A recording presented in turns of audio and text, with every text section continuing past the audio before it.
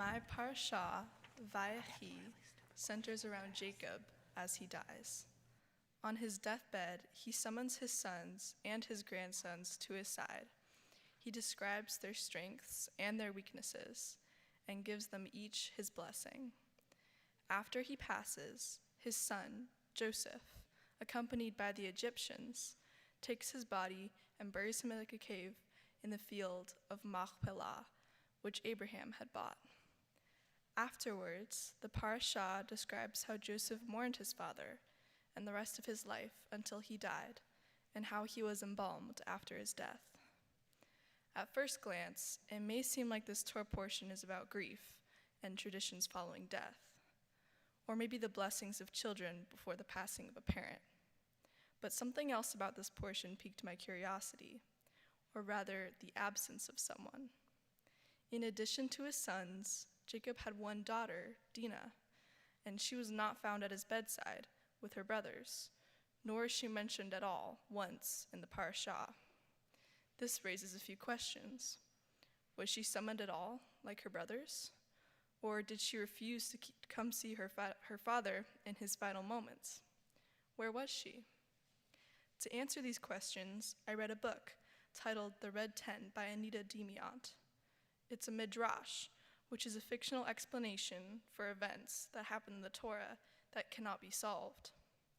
The novel depicts Dinah's life and everything that happened leading up to the uncertain events with the prince Shechem, which may have been love or assault, depending on who you ask. The novel also delves into the aftermath of the affair with Prince Shechem and where Dinah was during Jacob's death. Demiant's book illustrated Dinah's aunt's stories and Dinah's younger years living in a humble camp with her family. It was an interesting read, and it definitely answered a few of my questions, but it also brought up a few more. I wonder what would have happened if Dinah had actually been there at Jacob's bedside.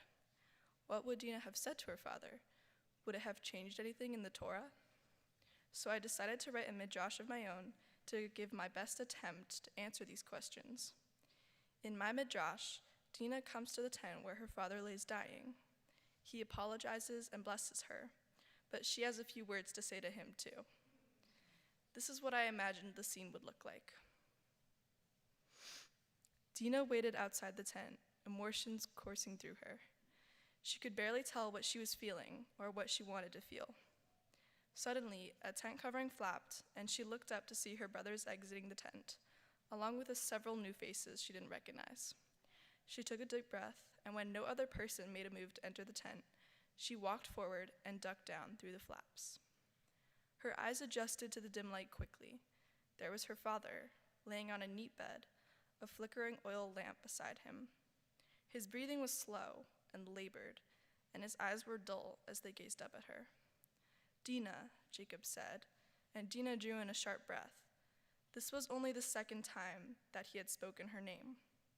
There had been no need, as in that time, fathers never typically addressed their daughters.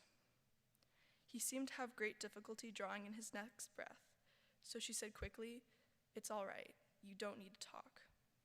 Jacob coughed, but he refused to be silent. "Dinah, I give you my blessing in life. May you be..." His blessing was interrupted by a series of coughs, while Dinah sat there awkwardly, hoping he wouldn't cough his lungs out right then and there. Once the episode subsided, her father sank back into his bed, sighing, seeming to forget he had left an unfinished blessing for Dinah. "Father," she said, "you don't deserve my visit or my kindness, but I'm here anyway." Jacob's eyes widened slightly. An insult from a daughter to a father was never taken lightly, yet he stayed silent. Dinah cleared her throat. "You knew my brothers were going to kill Shechem. Do you remember, Father? For all I know, you told them to." "He defiled our family," Jacob protested weakly.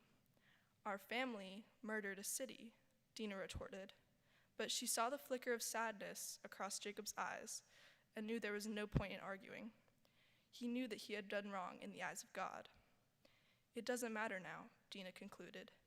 She gathered her robes and stood up. For a moment, she remained there, searching across his face for any more signs of guilt, but his gaze was blank once again. "Farewell, Jacob," she said bluntly, and turned to leave the tent. Days later, she would find out that he'd passed away, his body taken to be buried. She would expect it.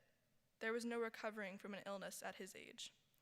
Yet she'd still wonder if he'd thought of her, for in her heart, she knew that even after everything that had happened, she still had the little girl inside of her that seeked out her father's approval. Of course, this is only based on my imagination of what would happen. Anything is possible. But thankfully, unlike Dina, I have stable relationships with my family. My father addresses me a lot. My family takes care of me, and also unlike Dina, I don't live in biblical times. Things are different now. Women have rights and are respected amongst their families. Yet even in today's society, some parents might overreact and try to help when they're only making things worse. You can see an example of this when Jacob ordered the slaughter of Shechem's people. He was trying to rescue Dinah and take revenge on the city, but he instead caused a rift in their relationship, stained the family name, and destroyed lives. Can you imagine a circumstance that you've been in when your parent or an authority figure tries to intervene and help, but their intervention only causes more problems? I know that personally, I have a good relationship with my parents, and if they're planning something that I see unfit for the situation, I can reason with them and get them to see my point of view. It is important that in all relationships, boundaries are placed and words are exchanged, regardless of age, gender, and status. Sometimes I really wish that Dina was here to see how far our society has come. I can imagine her seeing our world through her eyes, a world where mothers and fathers support their daughters in pursuing their own ambitions, and women make decisions for themselves about what to do and who to love. I don't know if she could have imagined that this world would have ever come. It gives me hope that there might be a better future that we can't even imagine yet.